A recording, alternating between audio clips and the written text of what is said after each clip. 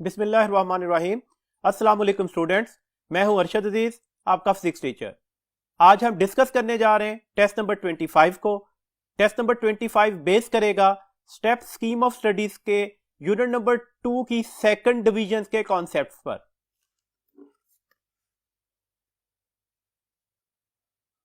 जी students, question number 86 है, a door has height and width of 3 metre and 1.5 meter respectively. Choose a force that will producing the highest value of torque. आपने highest value of torque के लिए option choose करनी है, कौन सी ठीक है। Option alpha है 50 newton force at 0.75 metre from the axis of rotation. 50 newton force लग रही है और जो उसका मोमेंट आर्म दिया गया वो 0.75 मीटर दिया गया, तो इसका मतलब है अब टॉर्क किसके बराबर निकलेगा, 50 को किससे मल्टीप्लाई कर देंगे, 0.75 से। आप इसे कैसे लिख सकते हो, 50 मल्टीप्लाई बाय 75 डिवाइडेड बाय 100। मैंने इस डेसिमल पॉइंट्स को खत्म कर दिया, ये 1/2 हो जाएगा। तो ये ऑलमोस्ट हमारे पास नजर आ रहा है कि ये 37 न्यूटन मीटर के करीब कोई ऑप्शन निकलेगी। बी ऑप्शन देखिएगा, 100 newton force at 1.5 metre from the axis of rotation. इसका टॉर्क क्या निकलेगा, बी ऑप्शन का 100 न्यूटन फोर्स है और 1.5 मीटर मोमेंट आर्म है। This means that 100 multiply by 15/10, तो ये निकल आया 150 न्यूटन मीटर। ऑप्शन चार्ली है 100 newton force at 3 metre from the axis of rotation. देखिए 3 मीटर पर तो फोर्स लग ही नहीं सकती, उसकी विड्थ क्या थी डोर की, डेट इज 1.5 मीटर, तो force with in the width लग सकती है ना, तो ये तो ऑप्शन ही ठीक नहीं है। ऑप्शन डेल्टा है 150 newton force at 0.75 metre from axis of rotation. तो डेल्टा ऑप्शन को कैलकुलेट कर लेते हैं, 150 फोर्स है और ये 0.7 मीटर के डिस्टेंस पर लग रही है। This means that 150 multiply by 75 over 100 हो जाएगा। 52 आर 100 और 53 आर कितने हो गए जी हमारे पास, दिस वन इज 150। ये इससे कैंसिल हुआ तो ऑलमोस्ट 37 निकलेगा। इसे 3 से मल्टीप्लाई करते हैं तो आंसर ऑलमोस्ट 100 के करीब करीब कोई ऑप्शन निकलेगी, ये 150 तक नहीं जा सकता। तो सबसे बड़ी वैल्यू टॉर्क की आपको कहां पर नजर आ रही है, बीटा ऑप्शन पर। तो करेक्ट ऑप्शन हमारे पास कौन सी होगी, बीटा। क्वेश्चन नंबर 87 है, torque will not be zero if. Torque कब जीरो नहीं हो सकता, ऑप्शन अल्फा पढ़िएगा, moment arm is zero. Option beta है force passes through a pivot। Option Charlie है R and F are perpendicular। Option delta है all of these। आप सबको पता है अगर मोमेंट आर्म जीरो हो जाए, टॉर्क की मैग्नीट्यूड किसके बराबर होती है, product of the moment arm and the force. अगर मोमेंट आर्म जीरो हो जाए तो ऑब्वियसली टॉर्क किसके बराबर आ जाता है, जीरो के बराबर आ जाता है। अगर हम टॉर्क का प्रॉपर फॉर्मूला लिखें, RF साइन ऑफ थीटा, अगर फोर्स पिवट पॉइंट में से पास कर रही है या F और R पैरेलल हैं तो देन भी टॉर्क किसके बराबर आ जाता है, जीरो के। लेकिन अगर थीटा 90 डिग्री हुआ तो क्या अब टॉर्क जीरो हो सकता है, अब तो टॉर्क मैक्सिमम हो जाएगा।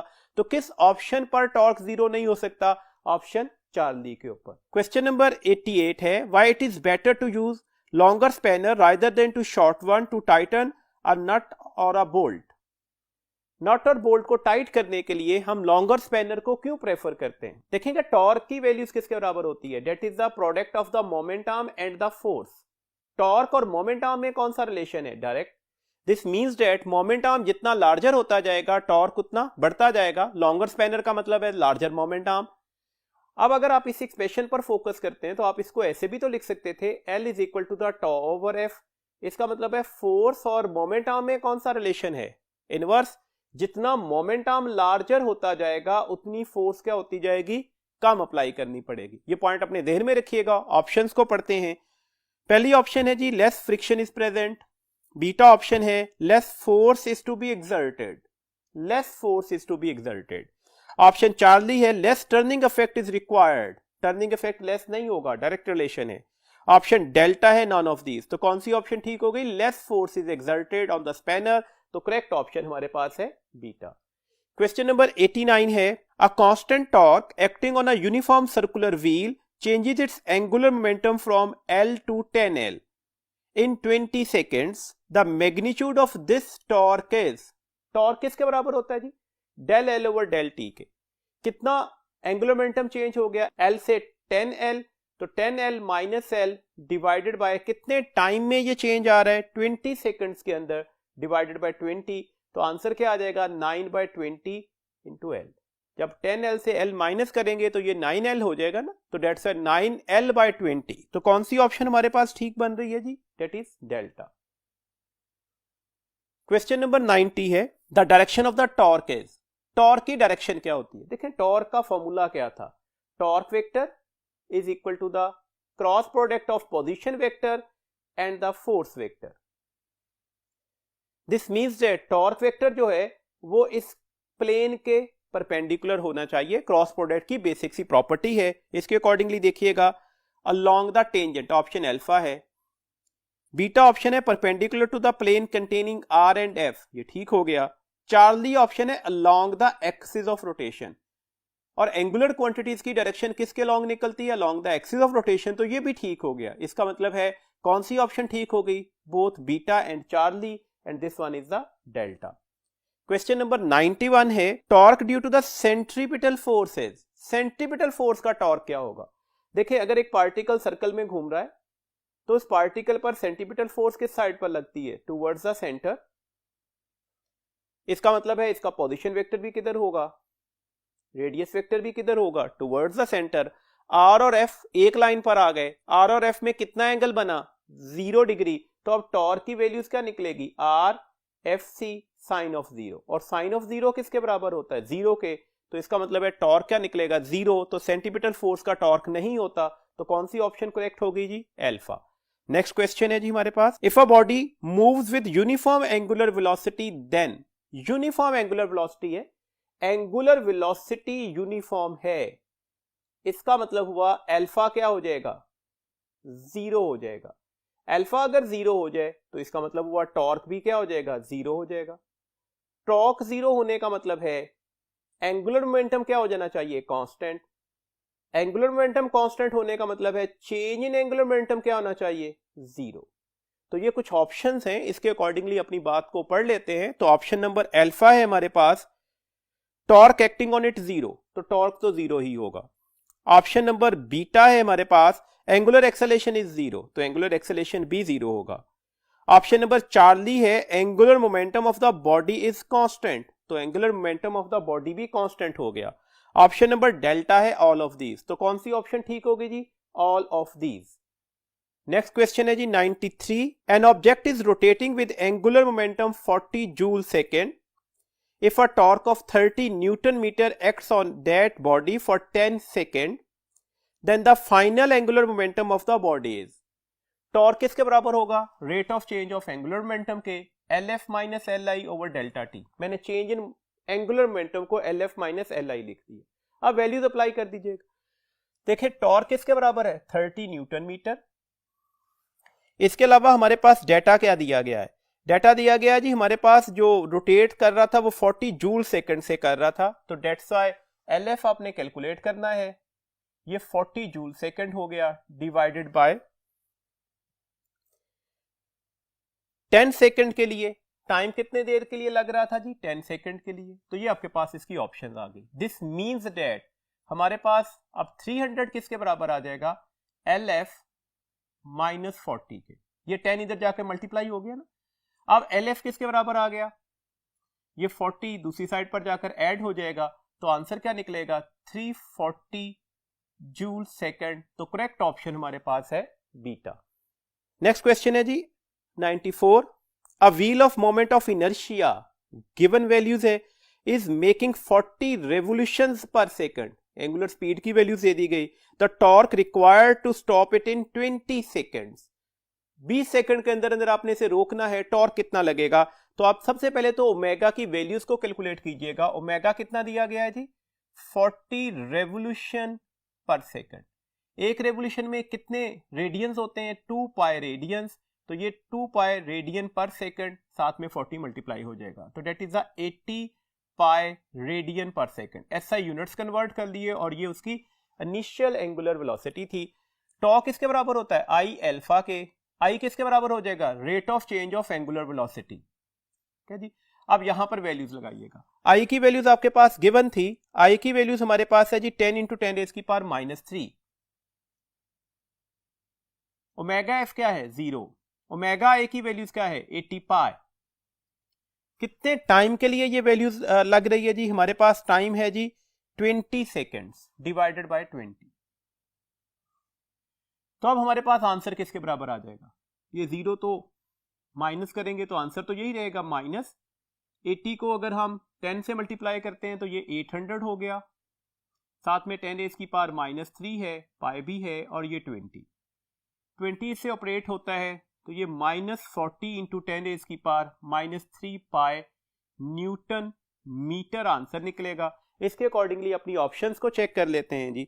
हमारे पास सबसे पहली ऑप्शन है 2 पाई इंटू 10 रेज की पावर -2, तो यहां पर हमारे पास 2 पाई इंटू 10 रेज की पावर -2 वाली ऑप्शन तो ठीक नहीं बन रही। बीटा ऑप्शन है पाई इंटू 10 रेज की पावर -2, वो भी गलत है। चार्ली ऑप्शन है 2 पाई इंटू 10 रेज की पावर +2, ये भी गलत हो गई। डेल्टा ऑप्शन है 4 पाई इंटू 10 रेज की पावर -2 न्यूटन मीटर, तो ये ठीक ऑप्शन है। 40 पाई इंटू 10 रेज की पावर -3 था ना, तो आप इसे लिख सकते हो 4 पाई इंटू 10 रेज की पावर -2 न्यूटन मीटर।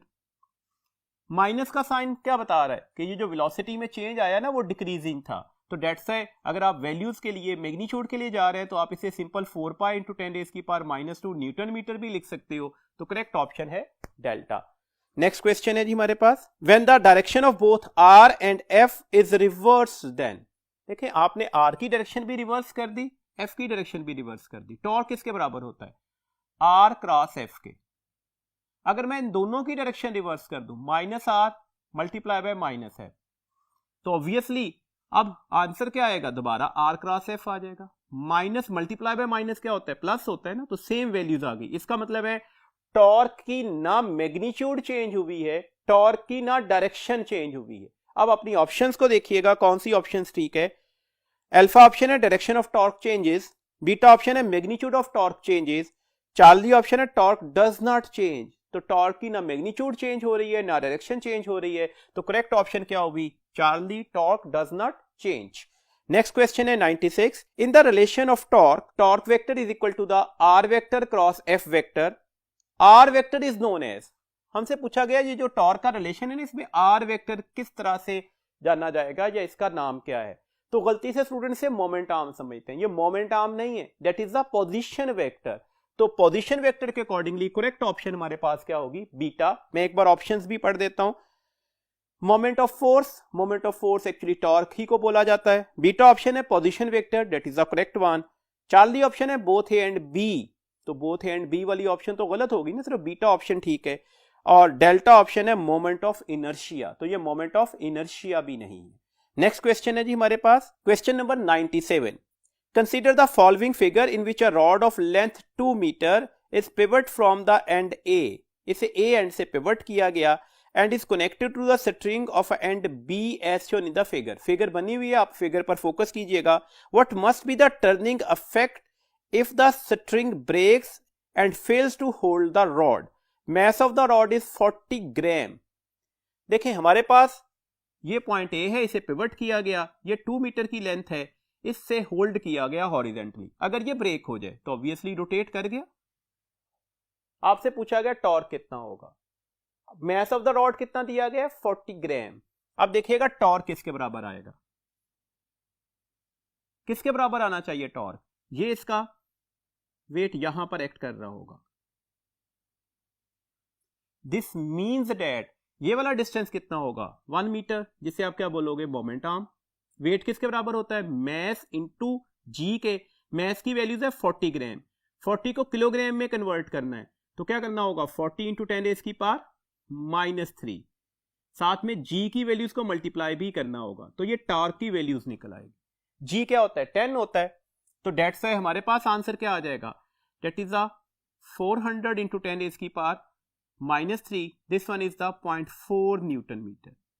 मैंने 400 कैसे लगाया, ये G10 था ना, तो 10 को 40 से मल्टीप्लाई किया तो 400, और जब हम इसे ऑपरेट करेंगे तो ये 0.4 न्यूटन मीटर निकलेगा। तो कौन सी ऑप्शन करेक्ट होगी, डेल्टा। डेल्टा ऑप्शन एक बार पढ़ लेते हैं जी, 0.4 न्यूटन मीटर। क्वेश्चन नंबर 98 है, 3 coplanar forces acting on a body keep it in equilibrium they should therefore be, option alpha है कॉन्करेंट, ऑप्शन बीटा है पैरेलल, ऑप्शन चार्ली है नॉन कॉन्करेंट, ऑप्शन डेल्टा है नॉन पैरेलल। देखो यहां पर correct option concurrent है। Concurrent forces कौन सी होती हैं? कॉन्करेंट फोर्सेस ऐसी फोर्सेस होती हैं जिनका point of application of the force common हो जाता है। देखे ना, ये आपके पास F1 है, ये F2 है, ये F3 है। F1 को मैंने F2 में ऐड किया हेड टू टेल रूल से, F3 को मैंने F2 में ऐड कर दिया हेड टू टेल रूल से। जहां पर फर्स्ट वेक्टर का टेल है वहीं पर लास्ट वेक्टर का हेड आ गया, तो सम ऑफ F किसके बराबर आ गया? 0 के। तो ये तो इक्विलिब्रियम में हो गया। कॉन्करेंट कैसे हैं? देखें, F3 को मैं ऐसे एक्सटेंड कर सकता हूं, इसका मतलब है F3 का point of application of force और F1 का point of application of force same हो गया। F2 को हम ऐसे भी रिप्रेजेंट कर सकते हैं। दिस मीन्स डेट, ये बिल्कुल क्लियर हो रहा है कि यहां पर F1, F2 और F3 का point of application of force common होगा। डेट्स वाई ये कॉन्करेंट फोर्सेस कहलाएंगी। और कॉन्करेंट फोर्सेस में हमारे पास इक्विलिब्रियम अटेन हो सकता है, बिकॉज सम ऑफ फोर्सेस हमें नजर आया किसके बराबर है? 0 के। तो हमारे पास करेक्ट ऑप्शन क्या होगी? अल्फा। नेक्स्ट क्वेश्चन है जी 99, a body is said to be in equilibrium if it is, option alpha है एट रेस्ट, ऑप्शन बीटा है moving with uniform velocity, option Charlie है मूविंग विद वेरिएबल वेलोसिटी, और option delta है both A and B. Equilibrium में कब होगा? या तो रेस्ट पे हो या यूनिफॉर्म वेलोसिटी से मूव कर रहा हो। रेस्ट वाले इक्विलिब्रियम को स्टैटिक इक्विलिब्रियम, और यूनिफॉर्म वेलोसिटी से मूव करते हुए पार्टिकल को हम क्या कहते हैं? डायनामिक इक्विलिब्रियम में है। तो डेट्स है कौन सी ऑप्शन ठीक होगी? Both A and B. और उसके अकॉर्डिंगली हमारे पास डेल्टा ऑप्शन ठीक बन रही है। रेस्ट वाला पार्टिकल भी इक्विलिब्रियम में होगा, स्टैटिक इक्विलिब्रियम। और अगर वेलोसिटी कांस्टेंट हो गई तो इसका मतलब है एक्सेलेरेशन 0 होगा। This means that net force भी क्या हो जाएगी? 0 हो जाएगी। तो ये डायनामिक इक्विलिब्रियम की कंडीशन है। तो हमारे पास करेक्ट ऑप्शन डेल्टा बन रही है। नेक्स्ट क्वेश्चन है जी हमारे पास 100, if net torque on a body is not 0, net torque 0 नहीं है, then one can conclude the body has, condition क्या दी गई? नेट टॉर्क जो है वो 0 नहीं है। अब हमने कंक्लूजन लेना है। ऑप्शन अल्फा है हमारे पास non zero angular acceleration. Torque 0 नहीं है तो ऑब्वियसली एंगुलर एक्सेलेरेशन भी 0 नहीं होगा। ऑप्शन बीटा है हमारे पास non zero moment of force. Moment of force कहते ही टॉर्क को हैं, तो वो नॉन जीरो था, तो ये भी ठीक हो गई। ऑप्शन डेल्टा है नॉन जीरो एंगुलर मोमेंटम। तो एंगुलर मोमेंटम भी क्या होगा? वो हमारे पास नॉन जीरो ही होगा। तो डेट्स वाई हमारे पास इस वक्त कौन सी ऑप्शन ठीक हो गई? All of these. Next question है जी 101, it is easier to turn a steering wheel with both hands than with a single hand because. वजह क्या है? स्टीयरिंग ऑफ अ कार,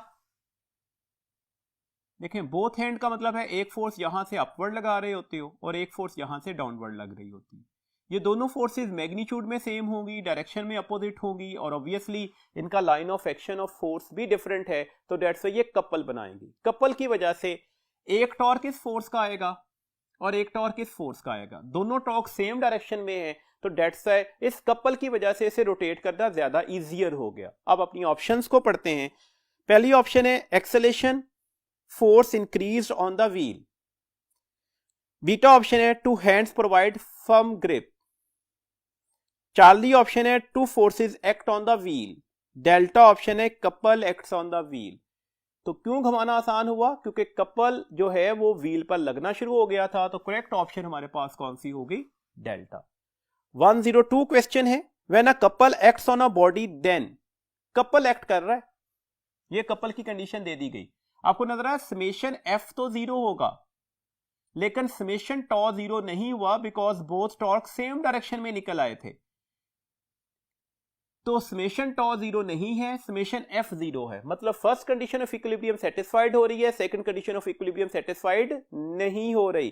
तो कौन सी ऑप्शन ठीक होगी इसके अकॉर्डिंगली? हमारे पास beta. Summation F is 0 but summation tau does not equal to 0, तो करेक्ट ऑप्शन है beta.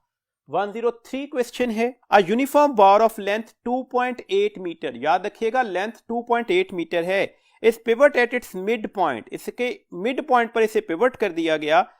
Weights are hung from 2 points of the bar as shown in the diagram. To maintain the equilibrium, a couple is applied to the bar. Couple stands for, अब torque के meaning में ले लें इसे. What is the torque and direction of this couple? आपके पास एक question दिया गया, इस क्वेश्चन के अकॉर्डिंगली आप सबसे पहले तो कैलकुलेशंस करें इन दोनों के दोनों जो फोर्सेस हैं उनके टॉर्क की वैल्यूज क्या है. देखिएगा हमारे पास 2.8 मीटर लंबा रॉड था. दिस मीन्स डेट इसका मिड पॉइंट कहां पर होगा, आप इसे हाफ से डिवाइड करते हैं तो ये लेंथ कितनी निकलेगी 1.4 मीटर, जबकि ये वाली लेंथ भी कितनी निकलेगी, that is also the 1.4 metre. अगर ये लेंथ 1.4 मीटर है और ये 4 मीटर डिस्टेंस ये दिया गया है तो मोमेंट आर्म तो बेटा ये होगा ना. तो अब मोमेंट आर्म की वैल्यूज क्या होगी, 1.4 मीटर से आप 0.4 मीटर माइनस कीजिएगा तो ये 1 मीटर निकल आया. ये लेंथ भी कितनी थी 1.4 मीटर, तो मोमेंट आर्म तो ये है, ये कितना निकलना चाहिए, ये वाली लेंथ कितनी दी गई 0.8 मीटर, टोटल लेंथ कितनी है 1.4. तो जब आप इसे माइनस करेंगे तो यहां पर आपके पास मोमेंट आर्म क्या बन गया 0.6 मीटर. ये इस मोमेंट आर्म की वैल्यूज आ गई. ये इसे कैसे रोटेट करवा रहा है एंटी क्लॉकवाइज, ये इसे कैसे रोटेट करवा रहा है क्लॉकवाइज. तो आप देखिएगा सबसे पहले तो हम क्लॉकवाइज टॉर्क की वैल्यूज कैलकुलेट कर लेते हैं. क्लॉकवाइज टॉर्क की वैल्यूज क्या होगी 300 मल्टीप्लाई बाय 0.6. 0.6 का अगर डेसिमल खत्म करते हैं तो इसे 6/10 लिखा जा सकता है. तो क्लियर हो गया, ये 180 न्यूटन मीटर होगा. इसके साथ मैंने नेगेटिव का साइन लगा दिया क्लॉकवाइज के लिए. एंटी क्लॉकवाइज टॉर्क कैलकुलेट करते हैं. ये किसके बराबर होगा, फोर्स कितनी है 200, मोमेंट आर्म कितना दिया गया डेट इज 1, तो ये प्लस 200 न्यूटन मीटर हो गया. आपको क्लियरली नजर आ रहा है ये दोनों टॉर्क्स की वैल्यूज जो है वो सेम नहीं है. जब सेम नहीं है तो ये तो इक्विलिब्रियम में होगा ही नहीं. तो इक्विलिब्रियम में कब आएगा, जब ये वैल्यूज इसके बराबर आ जाएगी. कितना डिफरेंस है इनके दरमियान 200 माइनस 180, 20 न्यूटन मीटर का. तो 20 न्यूटन मीटर का टॉर्क किधर प्रोड्यूस करना पड़ेगा, एंटी क्लॉकवाइज. कतई नहीं, ये तो और बढ़ जाएगा.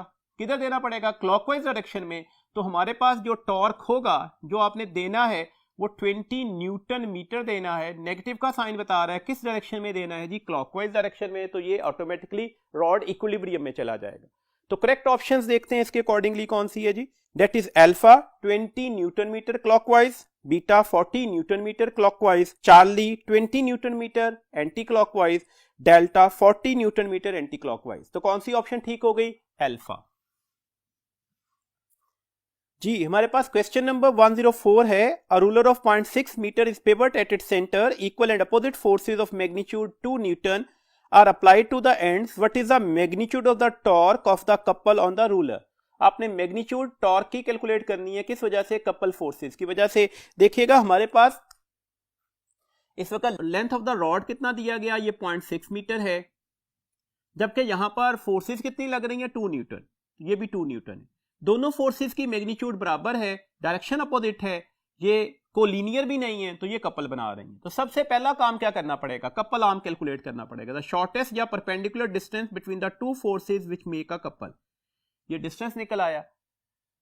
अब देखिएगा ये एंगल के सामने वाला है ना, तो डेट साइड, इस साइड को हम साइन ऑफ डेट एंगल के साथ रिप्रेजेंट करते हैं. साथ में किसे मल्टीप्लाई कर देंगे, इस साइड को, तो 0.6. तो ये आपके पास द शॉर्टेस्ट डिस्टेंस निकल आया, जिसे आप कपल आर्म भी बोलते हैं.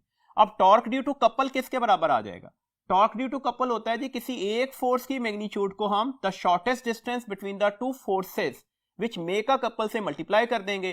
किसी एक फोर्स की मैग्नीट्यूड क्या है 2, ये क्या है 0.6 साइन ऑफ 30.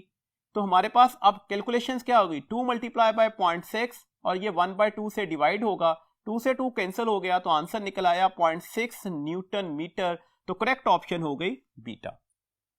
नेक्स्ट क्वेश्चन है जी हमारे पास 105. A door requires a minimum torque of 75 newton in order to open it. What is the minimum distance of the handle from the hinge if the door is to be pulled open with a force at the handle not greater than 100 Newton. आपके पास torque की values दी गई, आपके पास force की values दी गई है, और जो force लग रही है वो परपेंडिकुलर लग रही है, तो डेट से आपने मोमेंट आर्म की ही वैल्यूज कैलकुलेट करनी है. तो अब देखिएगा सिंपल सा फॉर्मूला हमारे पास यूज हुआ. टॉर्क किसके बराबर आ जाएगा आर एफ के. दिस मीन्स डेट आर किसके बराबर आ गया टॉ बाय एफ के. कितना टॉर्क लग रहा था, टॉर्क की वैल्यूज है जी 75 न्यूटन मीटर. कितनी फोर्स हमारे पास है जी? 100।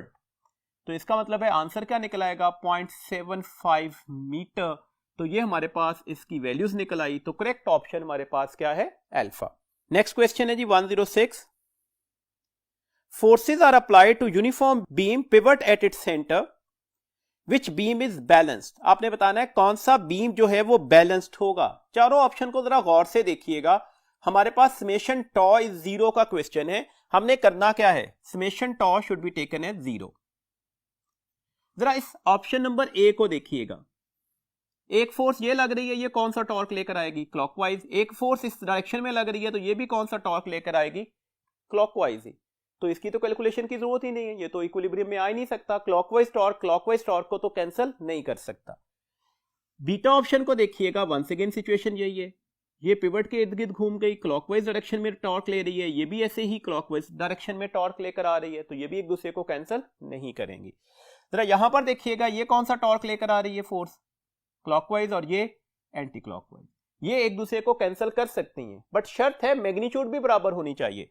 अब देखिएगा दोनों फोर्सेस इक्वल हैं, लेकिन दोनों के मोमेंट्स आर्म डिफरेंट हैं, तो क्या यहां पर टॉर्क इक्वल निकलेगा? कतई नहीं। टॉर्क की डायरेक्शन तो अपोजिट है, टॉर्क की मैग्नीट्यूड इक्वल नहीं है, तो ये एक दूसरे को कैंसिल नहीं करेंगी। इसका मतलब है चार्ली ऑप्शन भी ठीक नहीं है।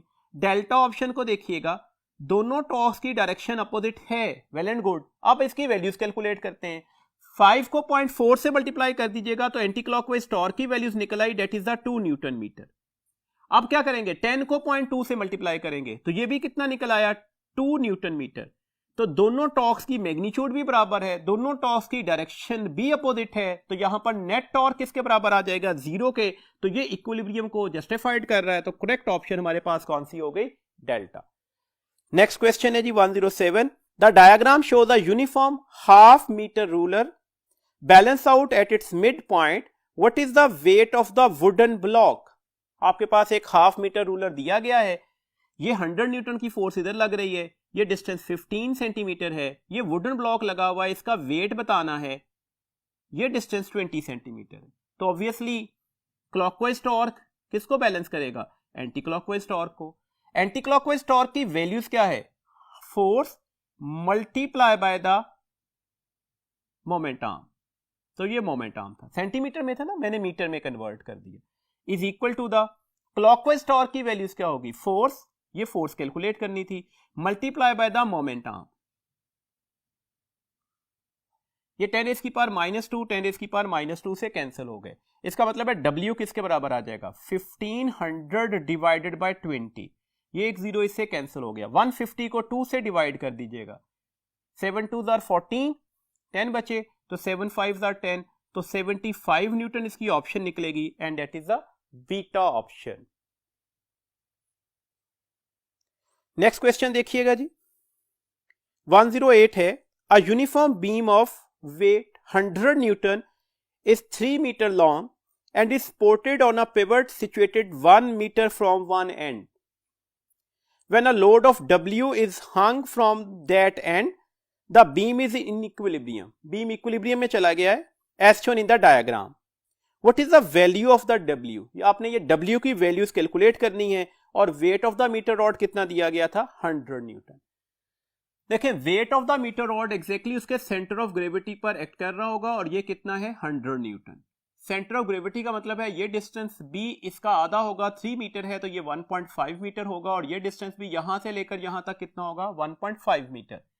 ये डिस्टेंस कितना है? 1.5। यहां से यहां तक पिवट से इस एज का डिस्टेंस क्या है? 1 मीटर। तो ऑब्वियसली ये कितना निकला आया? 0.5 मीटर। हमारे पास सारी वैल्यूज पता लग गई, अब अननोन को कैलकुलेट किया जा सकता है।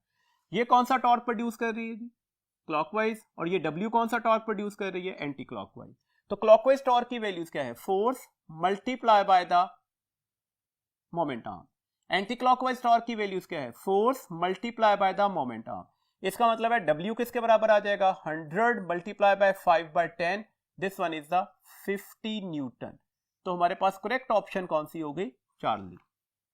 109 क्वेश्चन है। A uniform rod of 60 Newton is 200 centimeter long and is placed on a support that is 60 centimeter from left end At what distance from the left end must a 160 Newton weight be hung in order to balance the rod? 160 Newton हमने wait hang करना है left and से, और इसका अपना weight कितना है, that is the 60 newton. 60 newton इसका अपना वेट है। तो यहां पर हमारे पास ये 60 न्यूटन होगा। 60 न्यूटन एग्जैक्टली किस डिस्टेंस पर एक्ट कर रहा है, इस साइड पर भी 100 सेंटीमीटर का डिस्टेंस आएगा, वेट हमेशा सेंटर पर आएगा ना, इस साइड पर भी 100 सेंटीमीटर, यहां से लेकर यहां तक की वैल्यूज भी 100 सेंटीमीटर ही है। ये 60 था तो बाकी क्या बचा, ये 40 सेंटीमीटर, तो इसका मोमेंट आर्म तो हमें पता लग गया। यहां पर हमारे पास 160 न्यूटन हैंग हुआ है, हमें ये वैल्यूज कैलकुलेट करनी थी, एक्स कितनी है। तो क्लॉकवाइज टॉर्क किसको कैंसिल करेगा, एंटी क्लॉकवाइज टॉर्क को। क्लॉकवाइज टॉर्क की वैल्यूज क्या है, that is the 60 multiply by 40 into 10 raise की पावर -2, सेंटीमीटर को मीटर में कन्वर्ट किया। एंटी क्लॉकवाइज टॉर्क की वैल्यूज क्या होगी, force multiply by the X. अब हम इसकी कैलकुलेशंस कर लेते हैं। बेटा एक्स किसके बराबर निकल आएगा, this one is the 60 multiply by 40 multiply by 10 raise की पावर -2 डिवाइडेड बाय 160। अब हम इसे फर्दर सॉल्व करते हैं। अब देखिएगा हमारे पास ये जीरो तो इससे कैंसिल हो गया, ये 4 16 और ये 15, तो आंसर क्या निकला आया, 15 सेंटीमीटर। इस -2 की वजह से मैंने सेंटीमीटर लिखा। देखिए अब ये आंसर 15 सेंटीमीटर बन रहा है। फौरन से पहले स्टूडेंट 15 सेंटीमीटर की ऑप्शन पर टिक करेंगे तो गलत हो गया ना। हमसे ये मोमेंट आर्म नहीं पूछा गया, हमसे पूछा गया इसके लेफ्ट एंड से ये डिस्टेंस कितना होगा, ये कैलकुलेशन करनी थी, क्वेश्चन ये पूछा गया था। तो टोटल डिस्टेंस कितना था 60, ये कितना निकला 15, तो बाकी यही होगा ना। तो 16 माइनस 15 कितनी वैल्यू आ रही है जी, 45 सेंटीमीटर। पिवट से ये डिस्टेंस कितना है 15 सेंटीमीटर, लेफ्ट हैंड से इसकी पोजीशन क्या है 45 सेंटीमीटर, तो करेक्ट ऑप्शन हमारे पास क्या है, चार्ली। नेक्स्ट क्वेश्चन देखिएगा 110, a force of 6 Newton acts on a body towards east and a force of 8 Newton acts on a body directed towards the south. The force that balance the two forces is, देखिए एक force लग रही है east की side पर 6 Newton और फिर 8 newton towards the south, यही डायरेक्शंस होती हैं जी, that is east west north south. इनका ये रिजल्टेंट निकला, आपको नजर आ रहा है पाइथागोरस थ्योरम लगेगा। इस रिजल्टेंट की मैग्नीट्यूड किसके बराबर आ जाएगी, रिजल्टेंट की मैग्नीट्यूड आ जाएगी 6 का स्क्वायर प्लस 8 का स्क्वायर होल अंडर रूट, तो डेट इज 36 प्लस 64। आप इसे ऐड कर दें तो ये 100 आ गया और 100 का अंडर रूट क्या हो जाएगा 10 न्यूटन। तो ये तो पता लग गया 10 न्यूटन होनी चाहिए। डायरेक्शन क्या होनी चाहिए, क्या यही डायरेक्शन होगी, कतन नहीं। अभी हमें तीसरी फोर्स इस तरह से लगानी है ना, ये वाली, फिर ये एक दूसरे को बैलेंस आउट कर रहे होंगे। अब लास्ट का वेक्टर फर्स्ट की टेल से मिल रहा है, तो अब रिजल्टेंट क्या हो जाएगा, 0 हो जाएगा। तो ये डायरेक्शन कौन सी निकल रही है, ये वाली, तो डायरेक्शन क्या निकलेगी, नॉर्थ वेस्ट। वैल्यूज क्या होगी 10 न्यूटन, तो करेक्ट ऑप्शन हमारे पास क्या हो जाएगी, बीटा। तो बीटा हमारे पास करेक्ट ऑप्शन है, that is 10 newton directed north west. 111 question है, a uniform diameter meter rod is balanced at 30 centimeter mark. When a load of 20 Newton is suspended at 10 centimeter mark, the weight of the meter rod is 30 centimetre के mark पर आपने इसे pivot कर दिया, 10 centimetre mark पर 20 Newton की force लगाई, आपने इसका वेट कैलकुलेट करना है। वेट ऑब्वियसली कहां पर लाई कर रहा होगा, 50 सेंटीमीटर के पॉइंट पर। अब देखिएगा हमारे पास ये क्लॉकवाइज टॉर्क है, ये एंटी क्लॉकवाइज टॉर्क है, एक दूसरे को कैंसिल करेंगे। क्लॉकवाइज टॉर्क किसके बराबर निकलेगा, weight multiply by the moment arm. ये मोमेंट आर्म की वैल्यूज है, that is 50 multiply by 30 20 centimetre, तो मैंने 20 सेंटीमीटर लिख दिया। इधर आप देखिएगा फोर्स कितनी लग रही है 20, और एंटी क्लॉकवाइज टॉर्क का मोमेंट आर्म कितना है 30 माइनस 10, तो वंस अगेन 20 सेंटीमीटर। ये वैल्यूज तो इससे कैंसिल हो गई, तो W किसके बराबर निकल आएगा 20 न्यूटन ही के, तो करेक्ट ऑप्शन हमारे पास क्या है, अल्फा। 112 क्वेश्चन है, if the weight of the homogeneous rod is 20 newton, what must be the load on the end of the rod be to balanced it. कितनी वैल्यूज होनी चाहिए इसकी, देखें आप, एक होमोजीनियस रॉड है, 1 2 3 4 5 6 पीसेस किए गए हैं, तो ऑब्वियसली अगर इसकी लेंथ L है तो हर पीस की लेंथ क्या होगी, L/6। ये इसका वेट हैंग हो रहा होगा, ऑब्वियसली सेंटर पर आएगा ना इसका वेट। दिस मीन्स दैट यहां से लेकर यहां तक का डिस्टेंस क्या है, L/6, जबकि ये डिस्टेंस क्या होगा, ये एक L/6 है, ये दूसरा L/6 है, ये भी L/6 था और ये भी L/6 है, इनको ऐड कर दे तो ये वाला डिस्टेंस कितना निकला, L/3। अब आप कैलकुलेशंस कर लें, देखें ये क्लॉकवाइज टॉर्क आ रहा है, क्लॉकवाइज टॉर्क की वैल्यूज है W फोर्स लग रही है और ये उसके मोमेंट आर्म की वैल्यूज आ गई। इस साइड पर फोर्स कितनी लग रही थी, L, और यहां पर इसका मोमेंट आर्म हम मल्टीप्लाई कर दें, that is L/3। Weight of the metre rod हमारे पास जो गिवन था वो 20 न्यूटन था, तो ये तो 20 न्यूटन मौजूद है, ये L से L कैंसिल हो जाएगा, ये 3 इधर आकर मल्टीप्लाई होगा और 6 इधर डिवाइड हो रहा है, तो ये वैल्यूज निकल आई, ये 3 2 6 और 20/2 किसके बराबर होता है, 10 के, तो L की वैल्यूज कितनी निकल आई, 10 न्यूटन। तो हमारे पास करेक्ट ऑप्शन कौन सी होगी, बीटा। 113 क्वेश्चन है जी, the torque acting on a body about an axis passes through its centre of gravity is 0 when maximum force act on it, option alpha है। The line of action of force passes through the centre of gravity, तो यही option ठीक हुई ना, हमें torque 0 लेना था, तो line of action of force कहां से पास करनी चाहिए, सेंटर ऑफ ग्रेविटी से। उस वक्त हमारे पास मोमेंट आर्म की वैल्यूज क्या हो जाएगी, वो 0 हो जाएगी, तो डेट्स व्हाई टॉर्क भी क्या हो जाएगा, 0 हो जाएगा। तो करेक्ट ऑप्शन हमारे पास कौन सी हो गई, that is the beta. 114 question है जी हमारे पास, in the figure shown the mass m required to balance the system is, आपके पास एक सिस्टम है, उसे बैलेंस करना है, m कितना चाहिए। देखें आपके पास ये एक रॉड है, इसके एग्जैक्टली सेंटर पर इस तरह से एक रॉड और हमने हैंग कर दिया, इधर मैस m लगाया और इधर आपने दो 10-10 kg के मैसेज हैंग कर दिए, तो ऑब्वियसली यहां पर टोटल मैस कितना लग रहा होगा, 20 kg। अब ये फोर्स इधर लग रही है, क्लॉकवाइज टॉर्क, ये एंटी क्लॉकवाइज टॉर्क, ये डिस्टेंसेस ऑब्वियसली सेम होंगे, आप इसको किसी भी चीज से मेंशन कर लीजिएगा। लेट्स सपोज ये x है, मल्टीप्लाई बाय 20 kg, तो हमें वेट लेना होता है ना, तो mass into acceleration due to gravity weight होता है, जबकि ये डिस्टेंस भी x ही होगा ना, सेम डिस्टेंस है, तो ये भी x आ गया। इधर हमारे पास मैस की वैल्यूज आपने कैलकुलेट करनी है, तो एक्चुअली तो हमें वेट लिखना होगा mass into acceleration due to gravity, ये g से g कैंसल, ये x से x कैंसल, तो हमारे पास मैस की वैल्यूज क्या निकल आएगी, 20 किलोग्राम। तो अगर हम इधर 20 किलोग्राम का मैस हैंग कर दें तो ये सिस्टम इक्विलिब्रियम में चला जाता है, तो करेक्ट ऑप्शन हमारे पास क्या है, अल्फा। क्वेश्चन नंबर 115 है, a force of -F k cap acts on O, the origin of the coordinate system, the torque about the point जिसके कोऑर्डिनेट दिए गए 1 -1 इज।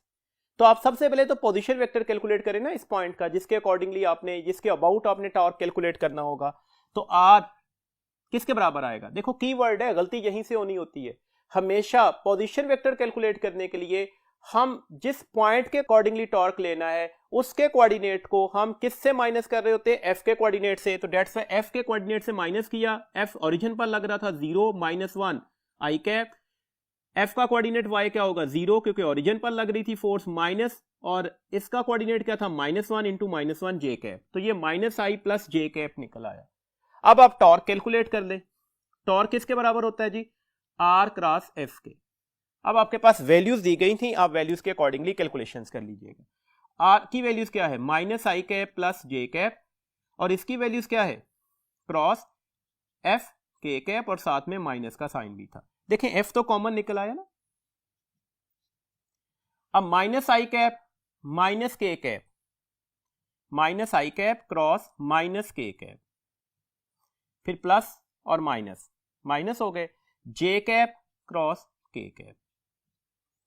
देखिए आई कैप क्रॉस के कैप किसके बराबर होगा, माइनस जे कैप के, तो डेट्स व्हाई ये तो माइनस जे कैप निकल आया। जे कैप क्रॉस के कैप किसके बराबर होगा, आई कैप के, और ये माइनस ऑलरेडी था तो ये माइनस आई कैप, तो ये हमारे पास ऑप्शन निकल आई।